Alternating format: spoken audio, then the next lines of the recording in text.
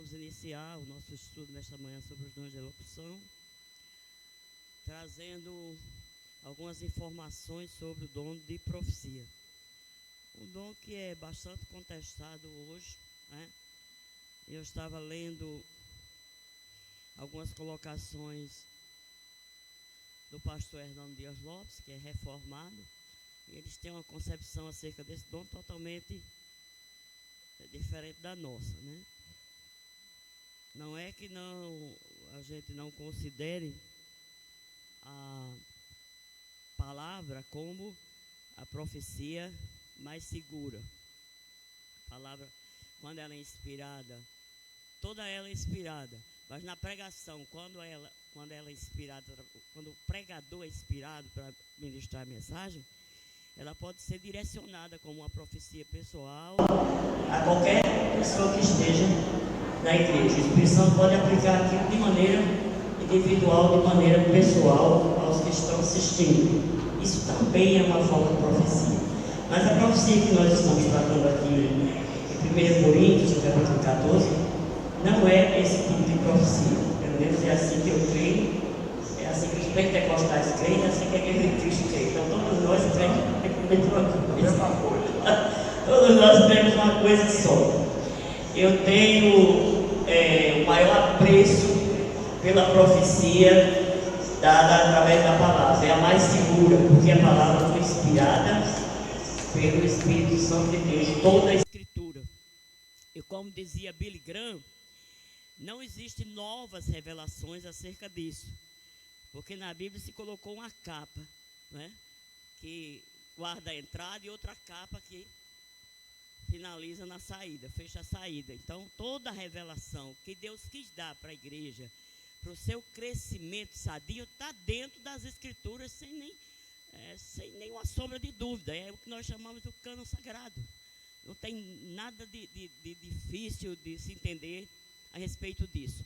Mas quando Paulo está falando de dom de profecia aqui em Coríntios, ele está falando de uma operação especial do Espírito, que não está necessariamente ligada à pregação da palavra escriturística.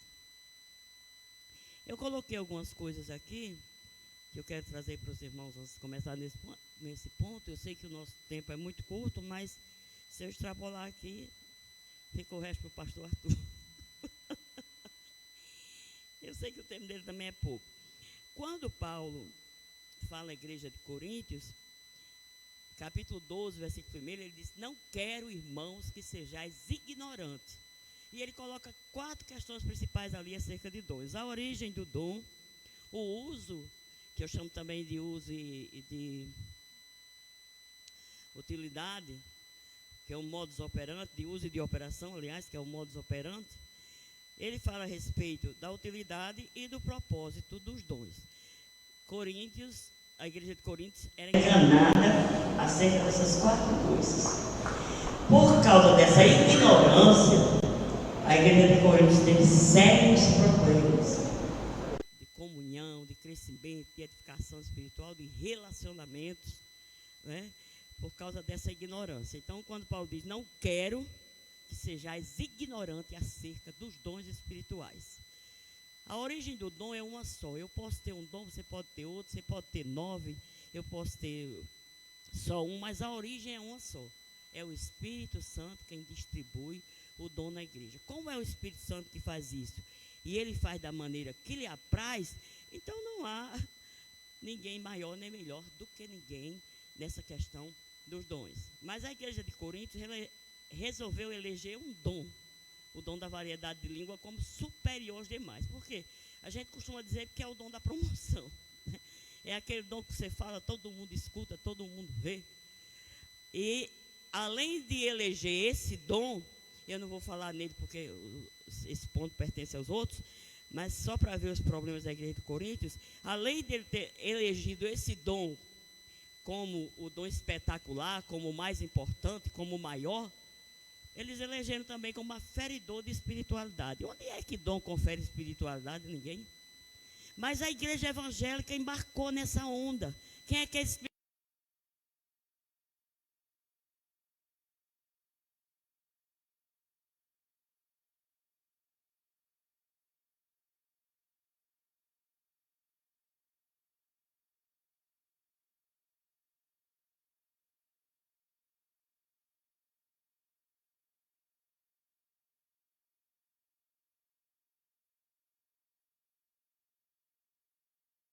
céu ligeirinho com esse negócio.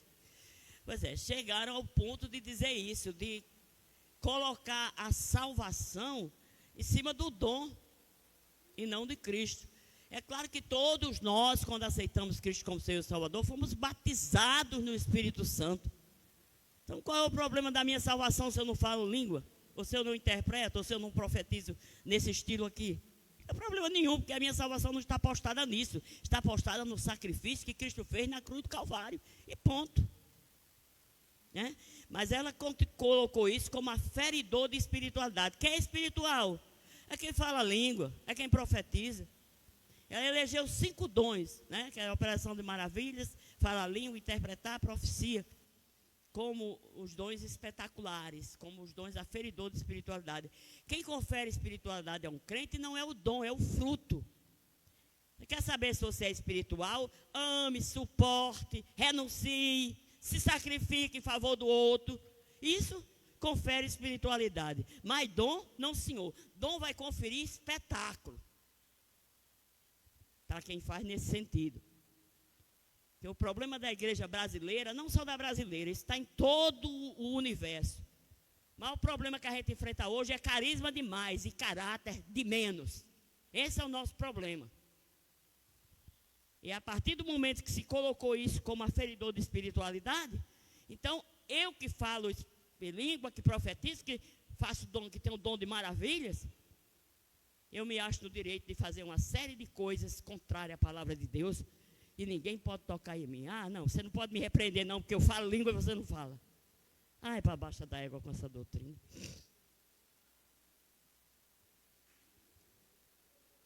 Até porque isso não é doutrina de Deus, nem bíblica, isso é doutrina de homem, né? Eu só não vou dizer aqui que é de demônio, porque vou extrapolar, mas de Deus não é.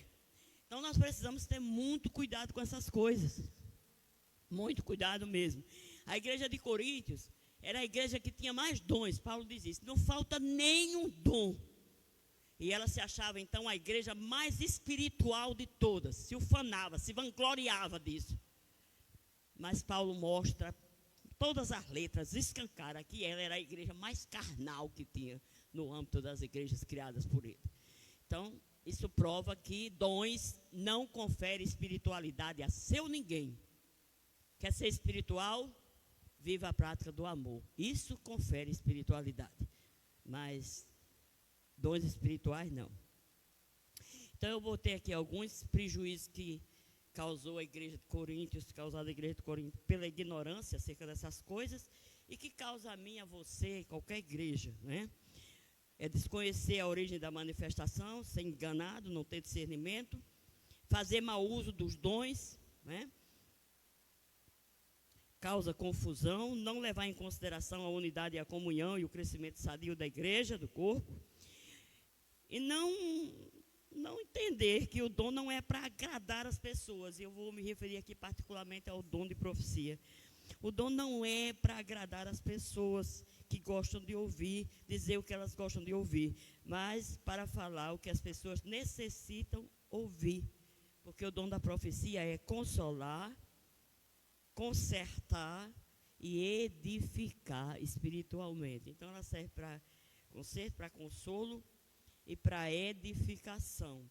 Se ela fugir desse padrão, ela pode ser tudo, menos uma profecia dada ou inspirada pelo Espírito Santo de Deus.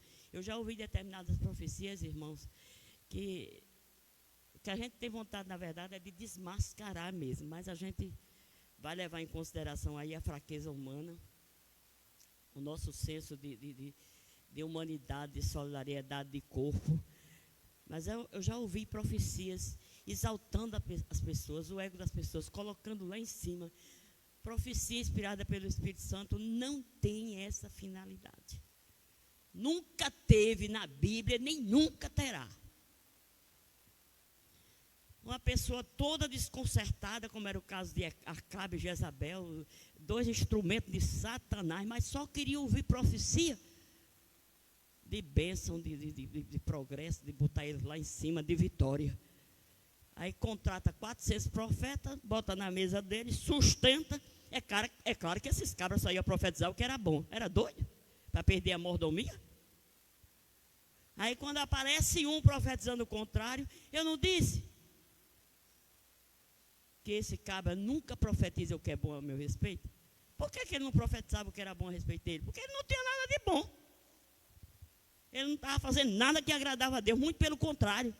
Aí como é que uma pessoa está com a vida toda desmantelada, toda desconcertada, um profeta chega e diz, eu vou te abençoar, vou botar você lá em cima, vou fazer isso e aquilo.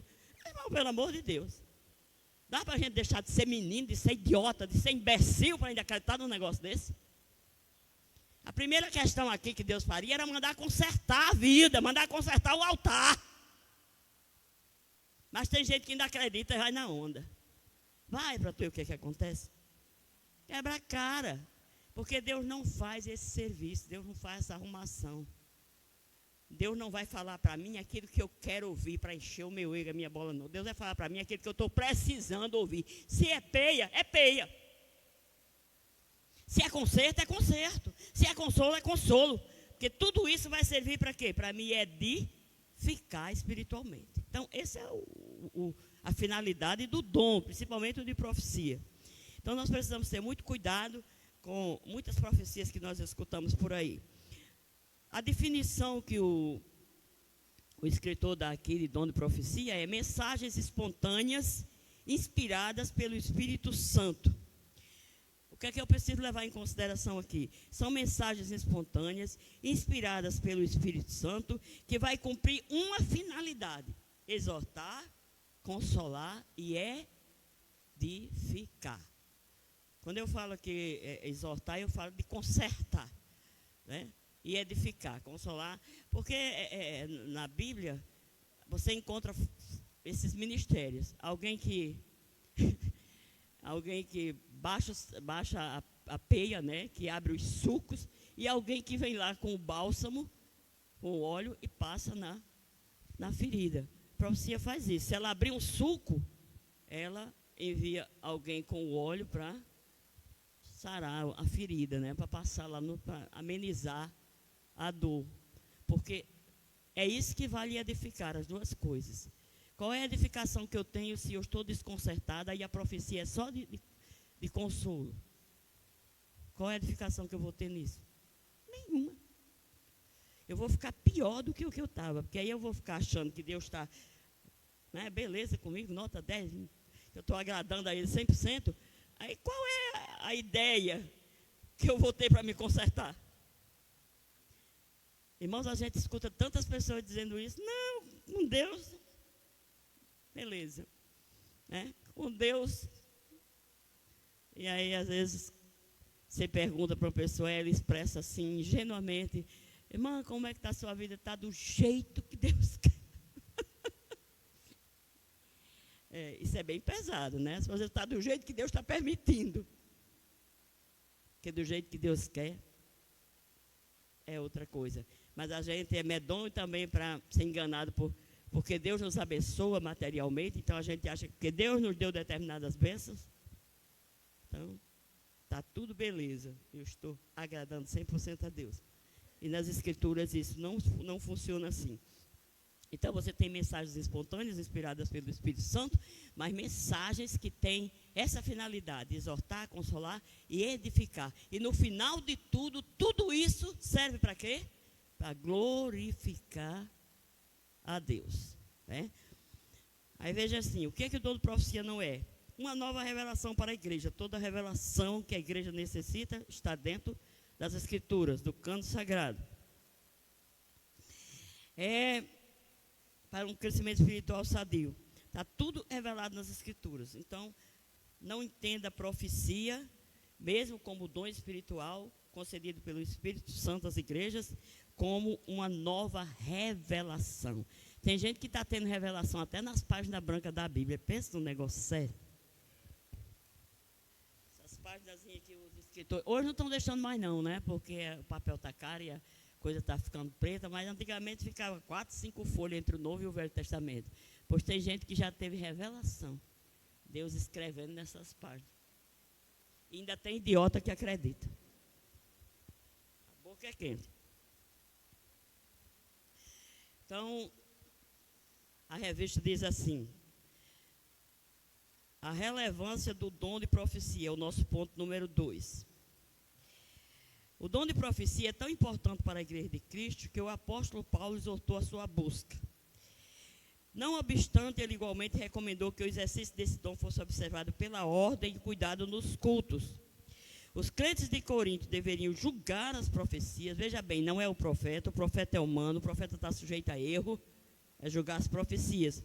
Se isso fosse uma profecia, se esse dom de profecia fosse 100% a pregação das Escrituras, não dava para se julgar a Escritura. Aí se mandaria julgar o profeta, né?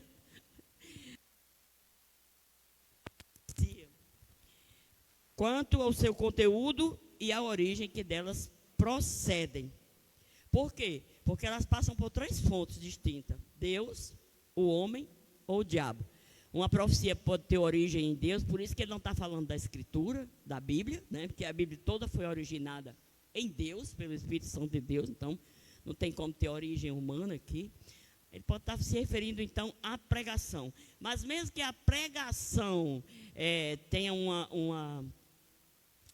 seja o homem que direcione de maneira errada, mas a palavra é inspirada pelo Espírito Santo de Deus. Então, ela tem uma origem no homem, em Deus e no diabo. Tem profecias que são totalmente inspiradas pelo inimigo. Tem outras que são resultado, o fruto da mente humana, e tem outras que são 100% inspiradas por Deus. Eu já ouvi dizer que numa profecia pode conter os 2 primeiros elementos, Deus e o homem. Por exemplo, Deus está lhe inspirando para profetizar para alguém até aqui. Aí você se entusiasma e passa daqui e vai além. Deus só tem responsabilidade com o que ele disse até aqui. O que passou aí é por sua conta. Por isso que muitas vezes uma profecia não se cumpre de maneira total, mas parcial. Por quê? Porque ela só vai até onde Deus, ela só é cumprida até onde Deus falou. Isso é possível? É, que haja uma intervenção humana. Agora, o que eu acho difícil é alguém estar sendo usado por Deus, ser usado por si mesmo e na continuação ser usado pelo diabo. Mas a gente tem uma prova disso na Bíblia. Né? É difícil, mas não é impossível. O que é que Pedro faz? Pedro, no primeiro momento, faz uma revelação 100% inspirada pelo Espírito Santo de Deus. É claro que aqui eu não estou falando de dom de profecia, estou falando de revelação. Mas a profecia é uma revelação. Aí mais na frente, poucas horas depois, não passou nem um dia, Pedro faz então dá então uma palavra 100% inspirada por Satanás. A ponto de Jesus dizer: para trás de mim, Satanás. Ele não estava chamando Pedro de Satanás, ele estava chamando quem estava inspirando as palavras de Pedro. Porque tu não cogita das coisas de Deus, mas das coisas dos homens. É por isso, meus irmãos, quem tem esse dom tem que vigiar muito. Tá? Nós não podemos extrapolar. É isso que a Bíblia, que eu entendo pela Bíblia, que se chama manipular dons. Deus disse para você ir até aqui, aí você se entusiasma, conhece alguma coisa acerca da vida da pessoa, gosta muito dela ou não gosta, aí pode extrapolar tanto para o sentido negativo como para o sentido positivo. E isso eu chamo de manipular o dom. O dom vai até aqui, inspirado pelo Espírito, mas mais na frente pode sofrer uma manipulação humana.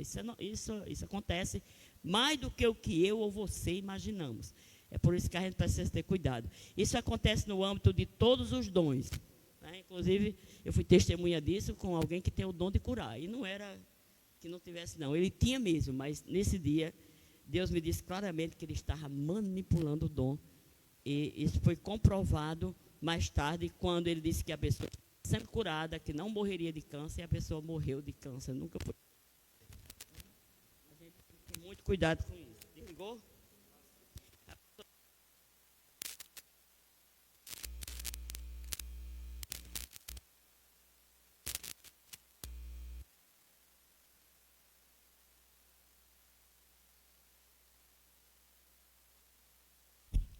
CPI do Senado, quando não querem ouvir a fala, aí desliga.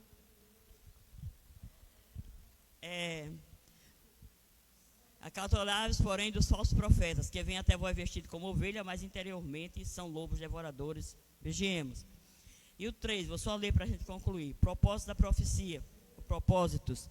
A profecia contribui para a edificação do crente, porém ainda existe muita confusão a respeito do uso dos dons de elocução, em especial de profecia e sua função. Há líderes permitindo que as igrejas que lideram sejam guiadas por supostos profetas. A igreja de Jesus Cristo deve ser conduzida segundo as Escrituras, pois esta é a inerrante palavra de Deus. Isso aconteceu com uma das 7 igrejas da Ásia, que era liderada por Jezabel, né? Esse não era o nome dela, mas é o que ela representava, que era uma profetisa, que era quem mandava, quem liderava, quem casava e batizava na igreja. A gente pensa que foi só naquele tempo, não, hoje tem também.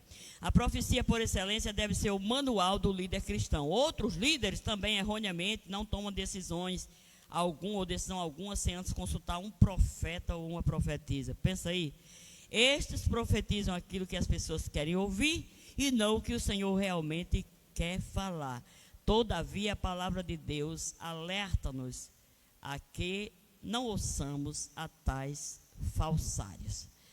Então, ficar aqui esse alerta, né, sobre essa questão da profecia, que a gente tenha muito cuidado, que qualquer profecia exercida através desse dom, se ela extrapolar a palavra, se ela contradizer a palavra, se ela for além ou aquém da palavra, pode pegar e jogar no cesto de lixo mais perto que você tiver, porque ela certamente não é de Deus. Amém.